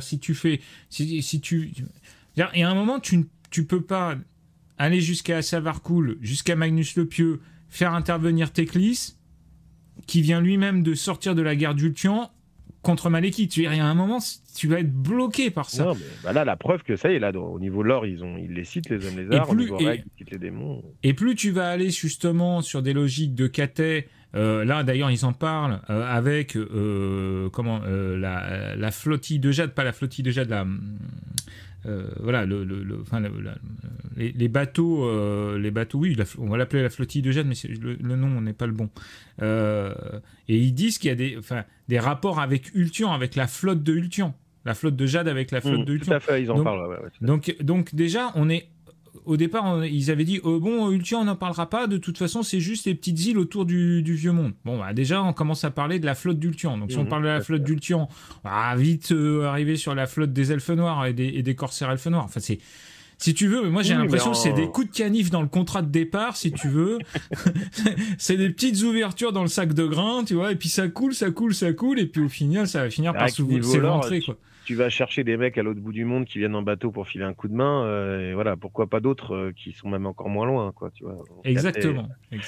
Et donc, pour en revenir à l'ouverture qu'ils ont fait en proposant d'autres bouquins, donc, on peut subodorer ce qui peut sortir comme bouquin, on finira par ce qu'on est sûr qu'il va sortir prochainement, c'est-à-dire qu'effectivement, on pourrait très bien imaginer des suppléments un peu pour nous présenter le soulèvement du Nord et commencer l'invasion, puisque finalement l'arrivée de Cathay, c'est clairement marqué partout qu'ils sont là pour filer un coup de main, parce que chez eux, ça commence à vraiment pousser dans le Nord et qu'ils ont peur que le Nord il passe par l'Ouest pour arriver. Enfin, tu vois, là le chaos commence à revenir un peu dans le jeu, dans le lore actuel.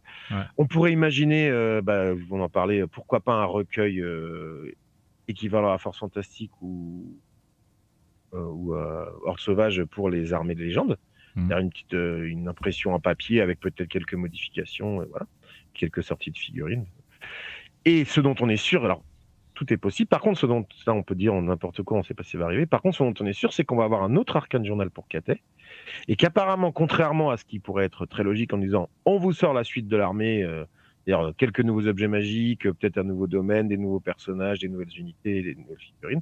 Non, là, on nous a annoncé clairement qu'il y aurait plein de règles générales pour le jeu qui vont sortir dans cet arcane journal, qui est aussi quelque chose d'inédit. C'est-à-dire que là, en 1 mois et demi, on enchaîne un changement de ligne éditoriale. Là, désolé, je rabâche, mais dans un arcane journal, on va avoir les règles de bâtiment, on va avoir des règles Oui, alors il y a les règles de bâtiment, les règles de construction aussi de tables de jeu qui sont dedans. Bien sûr, il y aura des règles d'alliance entre Cathay et l'Empire aussi, donc ça va être des nouvelles armées. Dans cet arcane journal. Alors c'est tout à fait intéressant parce qu'on est dans la logique des publications un petit peu, là on en a parlé de Necromunda, mais pas simplement. C'est à se demander si l'arcane journal ne sera pas le journal des joueurs de The Old World. C'est-à-dire, est-ce que l'arcane journal ne sera pas l'équivalent d'une sorte de White Dwarf qui sortirait tous les trimestres, par exemple, ou à périodique, ou en tout cas régulière ou irrégulière. Ils l'ont déjà fait pour d'autres jeux, et notamment dans les publications Forge World. Il ne faut pas oublier que aujourd'hui on est dans une logique qui est proche de celle des publications Forge World, puisque c'est historiquement les équipes ou la division Forge World maintenant qui s'occupe de ce genre de jeu. Et dans Forge World, notamment pour les guerres d'Armageddon, pour des choses comme ça, il y avait eu des publications qui étaient sorties de manière erratique, parfois en français, parfois en anglais, parfois voilà. Et c'était souvent des bouquins souples, un peu dans le même format, une 50aine de pages avec une explication et des règles dedans qui étaient jouables ou pas, les gens les jouaient ou les jouaient pas. En général, ça impliquait des figurines que les gens n'avaient pas, donc les gens les jouaient pas forcément, mais voilà, il y avait les joueurs qui faisaient par exemple des gros formats, les jouaient, ainsi de suite. Là, on a l'impression en fait que l'Arcane Journal, comme son nom l'indique au départ d'ailleurs, ce journal, semble être la publication une espèce comme et ça irait dans le sens de ce dont on parlait, je ne sais plus si c'était en off ou si c'était pendant là c'est que il y a absolument pas de Old World dans White Dwarf. Non, on a parlé pendant la vidéo, il n'y a pas de Old World du tout. Donc voilà, est-ce que ce serait pas moi j'ai connu l'époque du Citadel Journal, oui, moi aussi, Fanatic Journal, voilà, et Tu sais, c'est bien que tu amènes cet éclairage, parce que je connaissais pas vraiment le contenu des livres Forge World à l'époque, et je savais pas que justement c'était vraiment cette logique. Et je remarque même au niveau du nom, tu vois, ils ont pas appelé ça Armis Journal, ce qu'on a tous pris comme quand c'est sorti, donc Hmm. les 9 premiers exemplaires, hein, c'est-à-dire sur les 9 armées qui étaient sorties en papier. Non, ça s'appelle bien Arcane Journal. Alors, c'est un nom qui permet effectivement de mettre un peu ce qu'on veut. Et je te dis, le prochain, voilà, ça sera plus un Armis Journal, ça sera bien un Arcane Journal, puisque il y aura même des règles pour les parties à plusieurs, tu vois. Oui, tout Donc, à ils vont fait. peut-être creuser ce qu'ils ont juste ébauché dans le Match Play Guide. Ouais. Ils auraient même pu d'ailleurs faire un Arcane Journal, le Match Play Guide sous forme d'Arcane Journal. Voilà. Attention, parce que non, oui et non. Parce que le Match Play Guide, il a vocation à durer 1 an. Ah, tu penses, ouais. Ouais, et on a vocation à l'emmener. Attention, c'est pas le même format. Hein. Il est en format plus petit. Hein. Ah, peut-être, je sais pas du tout. Il est en format poche. C'est vrai ? Ah oui, il est pas en grand format. De mémoire, hein, je l'ai lu ça quelque part. Donc en fait, on est plus. Si tu as connu la V8, tu avais un petit truc avec les règles résumées, tu sais, un petit format. Ils avaient fait ça aussi pour Warhammer 40 000 à une époque. Et donc ça, c'est le truc que tu vas emmener en tournoi, en fait, le Match Play Guide quelque part. Tu vois, ça va être ton petit rapport, ton petit truc ou voilà. Ah oui, non, c'est pas le même format, c'est-à-dire que ça ne rentre pas dans ta bibliothèque où tu peux mettre tes arcanes journaux les uns derrière les autres. Alors, ça pose la question quand même, c'est que si les arcanes journaux deviennent aussi centraux, deviennent aussi importants, bah, ça pose quand même la question de leur traduction. Alors, 2 choses. J'ai envie de dire que le fait que ce soit pas traduit nous laisse une certaine liberté en termes de traduction pour la communauté. La difficulté, c'est que c'est de les obtenir et c'est que ce soit traduit suffisamment rapidement parce que on est, par exemple, je sais que pour ce qui est des vampires, on a encore du mal à avoir certaines traductions. Tu parles des légendes là, Eh ouais, là j'ai envie de parler à JB du Warfo là. J'ai envie de leur dire, oh les gars, vous faites quoi là? Pour les arcanes journaux, ouais, les parents pauvres, ce sont les gens qui aiment bien les histoires, parce que toutes les règles sont fournies en français par Games Workshop pour tous les arcanes journaux. Mais par contre, les parents pauvres. Donc, qu'est-ce qu'on fait ? Eh ben, écoute, la bonne nouvelle, c'est que justement, on a pensé un peu ces parents pauvres. Donc là, il y a eu pas mal de sorties des arcanes journaux complets traduits, donc c'est-à-dire avec le scénario qui n'était pas traduit par Games Workshop et l'historique, non seulement général, mais aussi de chaque armée, de chaque personnage, parce que quelqu'un qui est complètement anglophobe, voilà, il n'a pas l'historique des listes d'infamie et pas l'historique des personnages spéciaux. Donc là, il y a eu, au mois de juin, il y en a 4 ou 5 qui sont parus. Et effectivement, il reste 2 légendes qui n'ont pas été traduites. C'est mea culpa maxima, parce que je me suis auto-octroyé un peu le rôle de relire la relecture finale. En fait, il y a beaucoup de gens qui aident aux traductions, qui jouent pas ou qui jouent peu, et effectivement, il y a des termes de jeu qui sont faux. Voilà. Il y a quand même une certaine efficacité pour aller chercher dans des vieilles publications pour les noms, pour retrouver les noms, ce qui n'a pas été fait par l'équipe française qui a traduit Old World. Donc, il y a beaucoup de noms qui ont été retraduits. Qui nous gênent, nous les anciens, que des objets magiques ou des règles changent de nom. Mais par contre, niveau jeu, ouais, c'est quand même utile de refaire une passe. Et effectivement, il y a des traductions qui plutôt solo, qui tournent pour les 2 derniers légendes qui n'ont pas été traduits. Mais là, je me suis encore aperçu 2 fois en moins de 15 jours qu'il y a des choses de règles qui posent des gros problèmes, quoi, parce que des erreurs de copier-coller sur les effectifs des unités, sur des types d'armes, sur des qui rendent voilà. Non, mais en tout cas, on les félicite et on les salue. Ah non, mais les gens tout le monde, c'est super. D'ailleurs, ça sert de base. En fait, c'est un peu le même. C'est ce qui a été reproché à la VF de Old World, c'est-à-dire que la traduction c'est une chose, mais la relecture et la coordination, c'en est une au moins aussi importante et peut-être même plus chronophage. Et c'est ce qui a manqué un peu dans la traduction du livre de règles de Old World, où les gens ont beaucoup tapé sur les traducteurs au début, qui finalement ont quand même fait un boulot. Pas moi. Moi, je dis toujours, s'il n'y avait pas eu la VF de Old World sortie officielle, hein, comme c'est le cas pour les Espagnols et les Italiens, le jeu serait beaucoup moins joli. Alors, attention, il y a un truc qu'on n'a pas dit.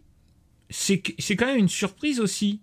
L'Arcane Journal Grand Catet a été traduit en français. Ah ben ça va. Pour moi, c'est pas une surprise. Pourquoi c'est pas une surprise alors que tous les autres Arcane Journaux, ils n'ont pas été traduits en français. Ah oui, mais en fait, il y a pas, pour un francophone only, c'est pas possible de jouer l'armée parce qu'elle n'est pas dans Force Fantastique. Donc moi, je pense qu'elle a été traduite au même titre que Force Fantastique. Tu vois ce que je veux dire, la grande armée. Mais bien sûr, mais voilà. ça veut peut-être dire aussi, et là j'invite les gens à acheter l'armée, l'Arcane Journal armée du Grand Caté en français s'ils en ont la possibilité. Ne les voilà. Cassez votre tirelire pour 18 € avec moins 20% ou 21 €. Achetez-le en français. Là, je veux dire, on sait très bien qu'on va les trouver sur les réseaux gratos, machin, mais à 20 balles, les gars. Franchement, arrêtez de faire les rats. Arrêtez de dire oh ouais, c'est trop cher, machin. Vous êtes les premiers à aller boire des binous à 8 € la pinte et machin, ou des cafés à 3 € en terrasse. Achetez-les. Là, pour le coup, voilà, montrez à l'éditeur que Grand Caté en français, ça fonctionne. Et donc, je veux dire, Arcane Journal en français, ça fonctionne. Ce sera peut-être un déclencheur pour avoir les autres Arcane Journaux qui sortiront. Et s'il y a du fluff dedans, si ça fait avancer plein de choses, on sera tout content de les avoir. C'est trop facile de dire ah ouais, bah, de toute façon, JB du Warfo, il va les faire traduire, ça va être cool. Bon, enfin, vu comment on met de temps pour sortir, je vous conseille d'acheter, quoi. Voilà, exactement. Et puis voilà, parce que aussi, soutenir un jeu, c'est aussi soutenir l'éditeur. C'est trop facile de dire oh, ouais, moi de toute façon non. Là pour le coup, allez-y. En plus le matos c'est bien fait. Arcane Journaux ils sont chouettes. Pour 20 balles vous avez 48 pages de bouquins. Franchement ça le fait. Enfin il y a pas de problème. Écoute, à l'époque de Battle, on disait que le produit au meilleur qualité-prix, c'était largement les livres chez Games Workshop, enfin les livres de jeux. Tu vois ce que je veux dire. C'est sûr que quand tu vois le prix des figurines, moi par exemple, je les ai tous en papier, les Arcane Journaux, et je crois que là, c'est pas le cas de tout le monde, mais voilà, évidemment. Après les figurines, c'est-à-dire c'est une autre logique. On peut avoir des anciennes collections. D'ailleurs, c'est assumé même par les concepteurs. Hein. Vous pouvez jouer vos anciennes armées. Mais effectivement, c'est un bon signe à envoyer à l'éditeur et tu as été écouté, puisque je te dis que la VF de l'Arcane Journal KT a été épuisée direct, et ben il faut que la réimpression aussi elle parte vite. Parce que c'est cool d'avoir les PDF gratos, un peu à pirater, machin, mais et envoyer un signe fort que la VF se vende. Ouais. Absolument. Comme ça a été le cas au début du jeu, hein, je pense que... Ah oui, tout à fait. Je pense que si ça s'est si bien vendu, le bouquin de règles en français et bien sûr les 2 boîtes starter, ça a aussi incité les choses. Je ne sais pas comment d'ailleurs ça se passe dans les autres langues, mais il me semble qu'il n'a pas été traduit en espagnol. Non, c'est ce que je dis, non, il n'y a que 3 langues. Allemand, français, anglais. Point final. Et pas italien non plus, alors qu'il y a du monde. Italien, Espagne, il y a toujours eu des traductions, enfin, en tous les cas pour Battle. Ouais. C'est 40K, je ne sais pas si c'est encore traduit, mais Battle a toujours été jouable dans la langue de ces 2 pays-là. Et voilà. Alors après, les fanatiques, les gens motivés jouent en anglais, mais c'est très dur de faire venir des gens à un jeu en disant oui, mais t'inquiète pas, la communauté l'a traduite, mais du coup, on l'a pas en format papier, ce qui mine de rien. Oui. Beaucoup de gens, surtout quand voilà. À l'âge qu'on a, enfin, je veux dire, excuse-moi, hein, mais moi, tu vois, il y a un moment, je veux bien sur certains trucs, ok, je vais chercher, machin, mais sinon, moi, je veux être considéré aussi. Je veux qu'on me respecte, merde. Oh bah, tu parles du papier, en fait. Tu parles du format papier. Oui, bien sûr. Ah bah, il y a toute une génération de joueurs qui ont appris les règles aux chiottes, hein. C'est ça. Eh bien, ce sera la conclusion de cette émission. C'est pas mal. Mais c'est vrai. Mais ce que je veux dire, c'est que c'est cool d'avoir un bouquin, de le lire dans son canapé, de le lire machin. Voilà. Et effectivement, moi, je suis le premier à jouer contre des gens qui passent leur temps dans leur téléphone, mais mine de rien. Et d'ailleurs, pour le World, je pense que voilà, c'est compliqué de jouer au jeu en n'ayant pas quand même. Pas de jouer au jeu en temps réel, non, mais de rentrer dans le jeu sans du tout avoir accès au bouquin papier. Ouais, et puis le bouquin papier, justement, il est super. En plus de ça, on a quand même un lore, un fluff qui est... C'est pas un fluff, c'est un lore, là, pour le coup. Parce que c'est pas une agrémentation de plein de trucs, une agrégation, pardon, de plein de trucs. Non, il y a un lore qui est suivi, qui existe, comme on l'a dit d'ailleurs dans les Vioc, qui est en plus de ça lisible encore par la Black Library. Donc voilà, un truc qui est stable, un truc qui est... Il y a une chronologie, il y a tout. Donc non, voilà. Ce sera le mot de la fin. Ce sera le mot de la fin, mon cher JB. Oui, je vais rajouter un dernier truc, parce que j'avais dit que j'en parlerais. C'est très rapide, je te rassure. Oui, Je t'en prie. c'est toujours, moi, comme je le disais, j'ai toujours peur des surcouches sur un jeu qui est déjà compliqué. Mais finalement, ma peur est étayée enfin, est diminuée, pardon, par le fait, voilà, qu'on nous propose des règles et à chacun de voir si elles les intéressent et qu'ils les prennent. Et je trouve que c'est bien. Parce que du coup, voilà, si on a peur d'être perdu dans tout ça, rien ne nous est imposé et voilà, on peut tout se concentrer sur le jeu de base et c'est seulement quand on pense qu'on en a fait le tour ou qu'on le maîtrise et qu'on a besoin d'autre chose qu'on va chercher quelque chose. Voilà. Donc ne pas aller chercher en disant c'est nouveau, faut absolument. On essaye, pas de problème. Mais si on voit qu'on est un peu largué, on peut se concentrer sur autre chose. Mais Seulement sur celle qui nous intéresse. je suis d'accord avec toi parce que si tu veux, moi par exemple sur la chaîne, et même dans mes parties actuelles dans les clubs, enfin dans mon club, je joue contre très... Alors moi personnellement, je n'ai pas d'armée d'arcanes journaux, je n'en joue pas. D'infamie, ouais. D'infamie, je n'en joue pas. Et j'en joue... Il y en a en face de temps en temps, mais c'est assez rare. D'ailleurs, c'est à cette occasion-là que je m'aperçois qu'elles sont pas forcément beaucoup plus fortes, parce qu'elles ont quand même un certain nombre de restrictions. Elles sont pas plus fortes que les grandes armées. On rappelle que c'est un jeu de table et qu'il faut savoir faire une roue et qu'il faut savoir jouer sur la table et que même si tu as une armée moins forte sur le papier, en général, tu gagnes quand même. Et que les décisions qu'on prend sur table et les lancers de dés bien évidemment font que ça va marcher ou que ça va pas marcher et tout ça pour vous dire que moi personnellement je n'ai pas encore passé le pas de me dire tiens bah, je vais me faire une armée d'infamie de mon armée de haut elfe par exemple. Bah non, je continue à jouer ma grande armée pour l'instant, je continue à tester des trucs, à mettre des griffons. Ah ouais, le griffon c'est bien. Moi j'ai remplacé le dragon par le griffon depuis assez longtemps d'ailleurs, parce que je le trouvais moins cher, donc Bon, je trouve que c'est loin d'être un mauvais choix. Hein. Voilà. Comme beaucoup de choses dans The Old World. Hein. J'ai remplacé mes gardes maritimes par des lanciers, ce qu'historiquement je ne faisais jamais. Voilà. Bon, et je teste, et après je me dis ah c'est pas mal, donc je vais mettre des ceci, des cela.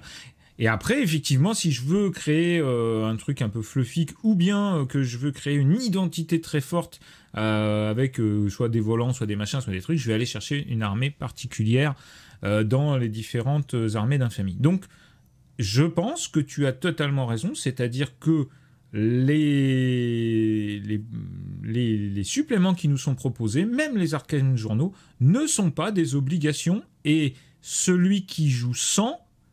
Et c'est ça la grande force du jeu. Celui qui joue sans n'est pas hors jeu. Il n'est pas hors jeu. Il est toujours dans le jeu.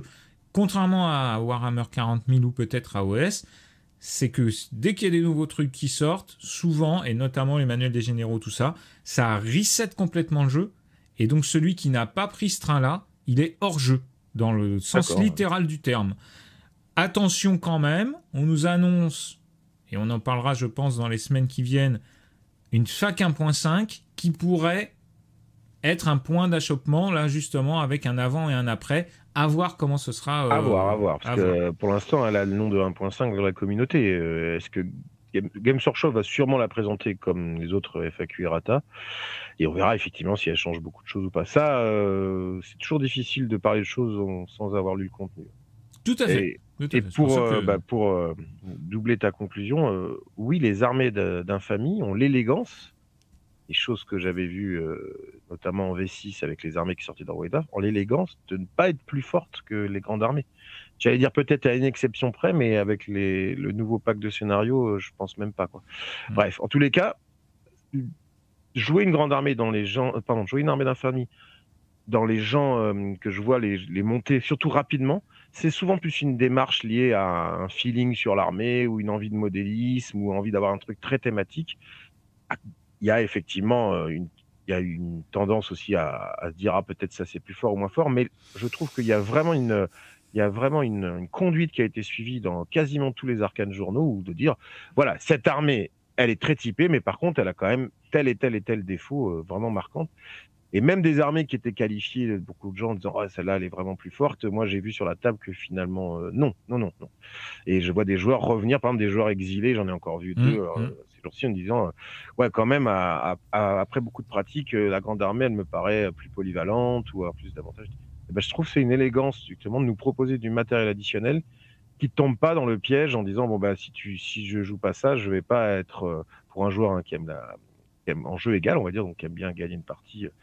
Voilà, il n'est pas obligé de passer par cette case et ça c'est super. Du coup, ça laisse de la place pour les gens qui passent par ces cases pour d'autres raisons et c'est louable. Et ça n'empêche pas, comme tu dis, de devenir hors jeu. Ça, c'est quand même pour moi un gros défaut, surtout dans un jeu quand même assez long à prendre en main. Il faut refaire une reprise en main constante. On va laisser ça aux gens qui vraiment veulent embrasser toutes les possibilités du jeu, mais dans un style de jeu habituel où on veut maîtriser son armée, connaître ses adversaires, continuer à jouer, les surcouches au niveau composition d'armée ne vont pas devenir des passages obligatoires si on est dans le jeu égal. Tout à fait. Eh bien, merci beaucoup. Ce sera donc la conclusion, et c'est une conclusion tout à fait objective et que je partage. Merci beaucoup d'avoir fait cette émission L'œil de JB. Ça faisait un moment qu'on n'avait pas fait, on n'avait pas trouvé le temps, et puis en plus de ça, il faut quand même avoir un sujet de fond à traiter ensemble. Donc vraiment merci beaucoup JB d'être venu sur la chaîne pour nous donner ton point de vue de joueur vétéran, ton point de vue, ton œil, voilà, c'est ça, on va pas leur réinventer le nom. Donc, si vous avez aimé cette vidéo, n'hésitez pas à mettre un petit pouce en l'air, à vous abonner à la chaîne et bien sûr à la partager sur vos réseaux, notamment sur Facebook ou autre. Si vous voulez soutenir la chaîne, vous pouvez le faire par son Tipeee, les liens sont dans la description de cette vidéo. Mon cher JB, je te dis à bientôt. Autour de la table, je l'espère, sur des événements, on espère aussi, même si pour l'instant je suis pas très mobile, il faudra peut-être que ce soit toi qui viennes au studio à l'occasion, ou bien en vidéo interposée. On se retrouve donc très bientôt pour d'autres vidéos sur la chaîne, mais d'ici là, n'oubliez pas que sans maîtrise, la chagate n'est rien.